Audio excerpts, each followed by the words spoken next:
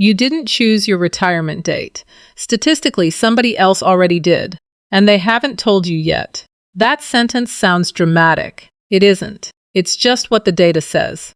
Most people picture retirement as a door they walk through when they're ready. But for the majority of Americans, that door gets pushed open early by a body that stops cooperating, a company that reorganizes, or a family member who suddenly needs care. And the timing of that push is rarely convenient. Here's the number that started this whole investigation for me. The median worker expects to retire at 65. The median retiree actually stopped working at 62. That's not a rounding error. That's a 3-year gap that's shown up survey after survey for decades, according to the Employee Benefit Research Institute's most recent tracking. So why does almost nobody plan for it? I spent the last few weeks going through the primary sources instead of the recycled headlines. The EBRI Retirement Confidence Survey, the Kaiser Family Foundation's Marketplace Premium data, and the newest Social Security Trustees report. I wasn't looking for a scary statistic to open a video with. I was trying to answer a boring, practical question. If the average retirement doesn't happen on schedule, what does that actually cost in real dollars? And is there anything a normal person can do about it before it happens to them? I want to walk you through 3 forces that are quietly converging on anyone currently in their 30s through their 50s. Each one is manageable alone. Together, arriving at the same time, they're brutal. And by the end of this video, you'll have a 5-minute exercise that tells you exactly where you stand. Let's start with the illusion. A retirement plan looks like arithmetic, a balance, a savings rate, a target date, a number that pops out the other end. It feels solved. But what that math actually assumes is that your health holds, your employer's plans don't change, the market behaves, and Congress fixes what it says it'll fix, all at once, for the next 15 or 20 years. Ask yourself, how many multi-decade predictions in your own life have gone exactly according to plan? Picture your retirement plan as a road trip with a fuel gauge that's been quietly miscalibrated. Researchers have documented this for years. The gauge tends to read 3 to 5 years more optimistic than reality delivers. You think you've got a full tank to 67. The data says the tank runs out closer to 62, and nobody repainted the map to show the mountain pass sitting right past where your headlights stop reaching. That mountain pass has a name, the gap between whenever you actually stop working and the day Medicare eligibility kicks in at 65. The years you don't expect to lose are the ones that cost the most. Let's make this concrete without inventing anyone. Take the real Kaiser Family Foundation numbers for 2026. The enhanced subsidies that had kept ACA marketplace premiums affordable since 2021 expired at the end of 2025 and were not renewed. For a household earning above roughly 4 times the poverty line, about $62,000 for a single person, that means paying full price.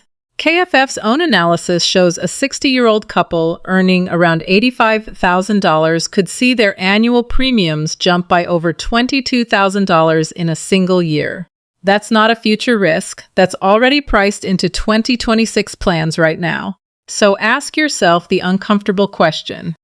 If your job ended tomorrow, not next decade, tomorrow, could your budget absorb $1,000 a month in health premiums you weren't planning for? Let me put a face on this without inventing a character out of thin air. Just a plausible average scenario built from the survey data itself. Picture a worker in their mid-50s.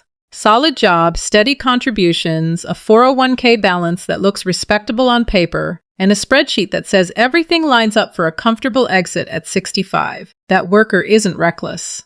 They're doing what every article tells them to do. Then a health scare sidelines them for a few months, or a reorg quietly restructures their role out from under them. And the 12-year runway they were counting on shrinks to 5, with no warning label attached. This isn't a rare edge case. It's close to the median outcome according to EBRI's own tracking. Nearly half of retirees in the most recent survey said they left earlier than they'd planned, and health issues topped the list of reasons why. That's cost number 1. Cost number 2 is timing your Social Security claim, and this one is almost entirely within your control. which is exactly why it's so often mishandled. Claim at 62 and your benefit locks in at a permanently reduced rate for the rest of your life.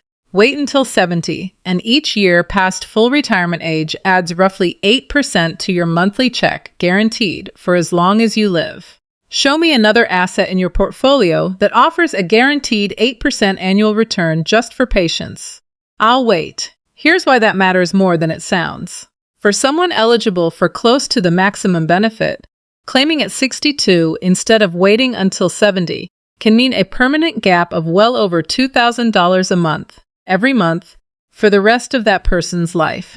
Multiply that across 2 decades of retirement, and you're talking about a lifetime income difference that dwarfs almost any single investment decision most people will ever make. And unlike a stock portfolio, that monthly check can't be wiped out by a bad quarter in the market. It's one of the only guarantees left in retirement planning, which makes it strange how often people treat it as an afterthought instead of the centerpiece of the strategy. And here's the part that should really get your attention. According to the 2026 Social Security Trustees Report, the program's primary retirement trust fund is now projected to run dry in 2032. If Congress does nothing before then, the law requires an automatic cut. The trustees themselves put the number at roughly 22% off every check, regardless of income or need. Anyone born in the mid-1960s hits full retirement age around exactly that year. Think about that timing for a second. That generation also happens to carry the thinnest safety net of any working cohort in modern memory.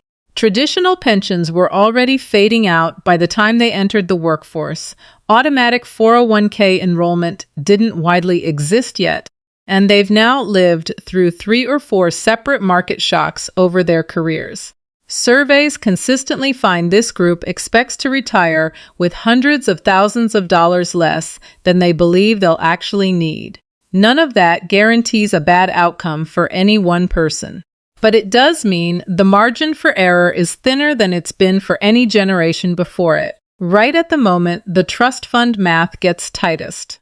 To be fair, plenty of experienced advisors will tell you Congress always finds a fix before the deadline hits, and historically, that's true. But Congress has acted before is a pattern, not a promise. Hope is not a line item in a financial plan. Cost number 3 is quieter than the other 2, but it compounds literally.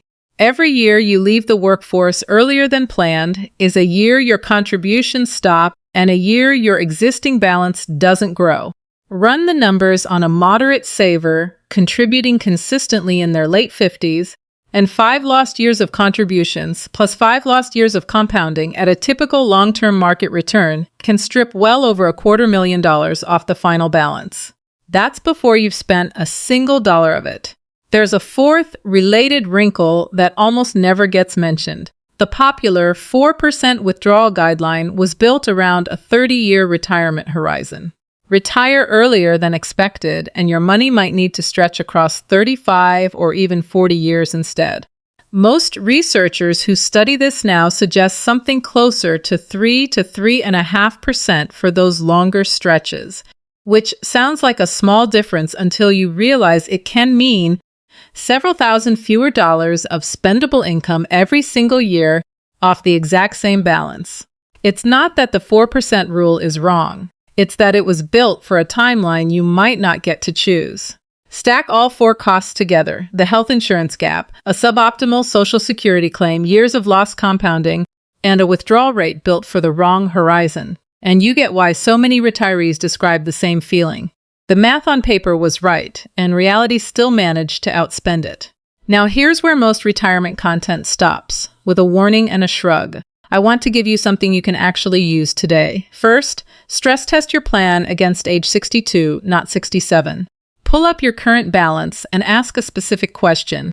If I had to walk away from my income right now, not eventually, right now, what would my monthly number look like at a more conservative 3.5% withdrawal rate instead of the standard 4%?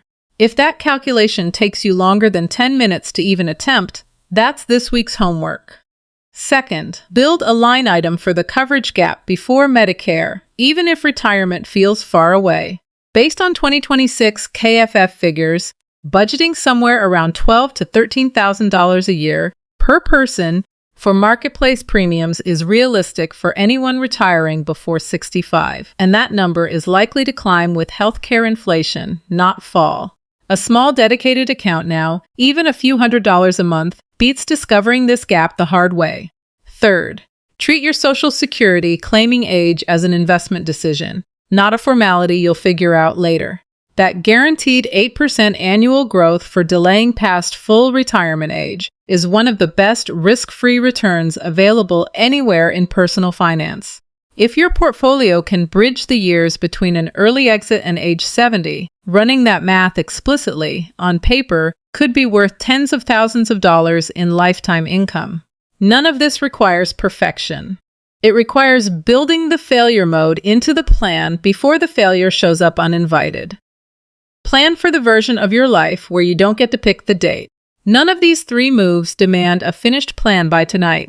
They demand a starting point, one real number, one honest budget line, one deliberate decision about a claiming age instead of a default. Most people who eventually get their retirement in order don't do it with a single dramatic overhaul.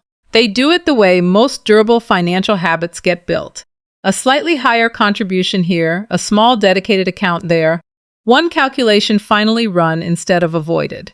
The goal isn't certainty. Nobody gets certainty. The goal is having a plan that still holds up on the day the calendar decides for you, instead of the other way around. If this changed how you're thinking about your own numbers, hit like. It's the single fastest way to tell the algorithm this kind of video deserves to reach more people, and it genuinely helps a channel like Winds of Thought keep making them. Drop a comment with your stress test number. I read every one. And if you want the next video the moment it's up, you know what to do. Because the runway isn't as long as the gauge says. The only question left is whether you check it before the mountain shows up or after.